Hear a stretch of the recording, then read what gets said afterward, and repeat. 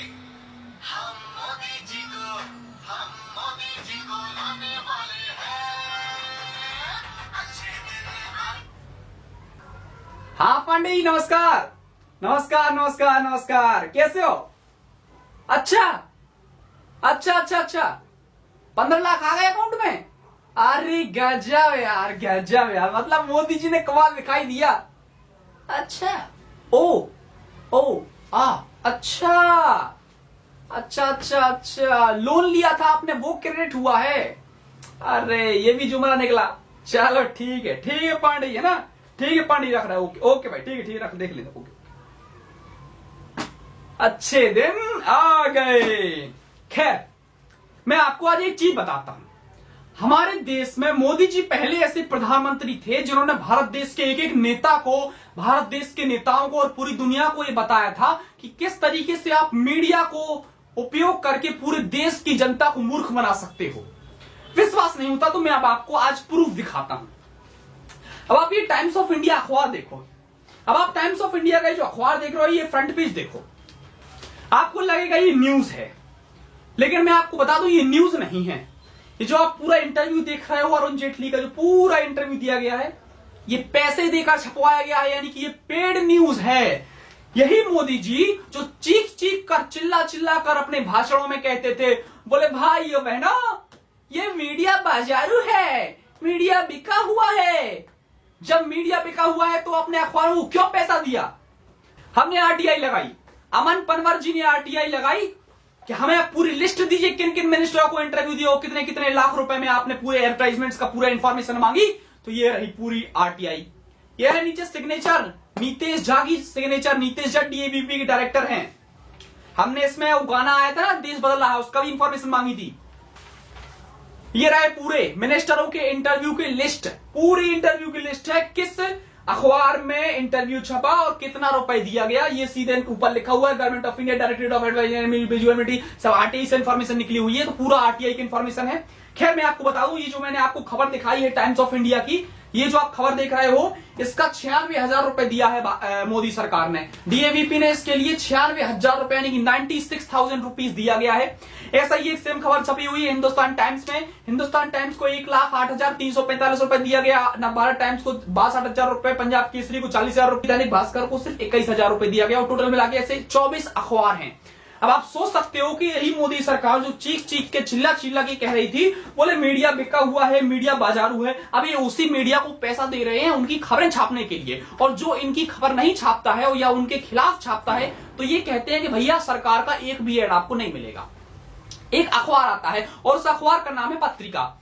पत्रिका अखबार ने मोदी सरकार के खिलाफ एक खबर छापी, और जैसे ही उन्होंने खबर छापी, मोदी सरकार ने यह ऑर्डर दे दिया कि पत्रिका को एक भी सरकार का एड नहीं मिलेगा। इसके साथ साथ एक मैगजीन आती है, और मैगजीन का नाम है आउटलुक।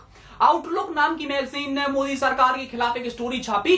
जिस रिपोर्टर ने ये स्टोरी लगाई थी, उस रिपोर्टर को अब निकाल दिया गया है, इसलिए क्योंकि उसने मोदी सरकार के खिलाफ स्टोरी छापी। इनका फेवरेट जर्नलिस्ट कौन है? सुधीर चौधरी, तिहाड़ी चौधरी। ये वही सुधीर चौधरी है जो 100 करोड़ रुपए की रिश्वत लेते पकड़ा गया था। 100 करोड़ रुपए की रिश्वत लेते पकड़ा गया, फिर कोर्ट में केस गया, कोर्ट ने इसको लात मार के तिहाड़ जेल में डाल दिया। तिहाड़ जेल में रहा, ये वहां से बेल लेके वापस आया।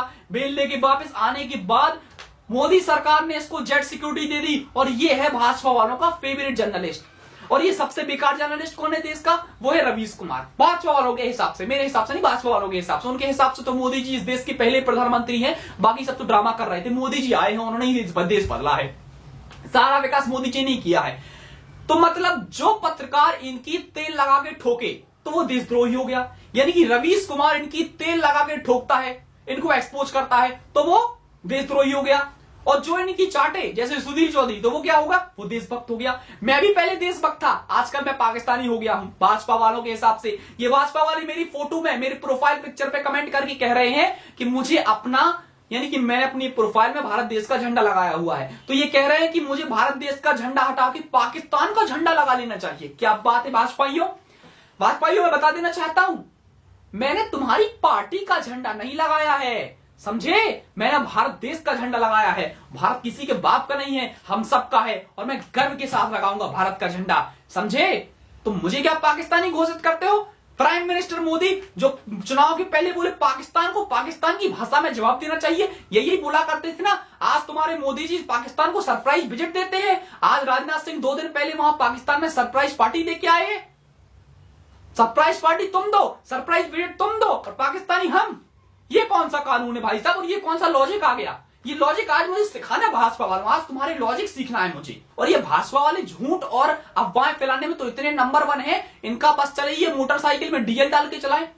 अब ये भाजपा वाले मुझसे बोलेंगे, बोले अभिषेक तुम पब्लिसिटी के लिए कर रहे हो, मिश्रा जी तुम पब्लिसिटी के लिए कर रहे हो।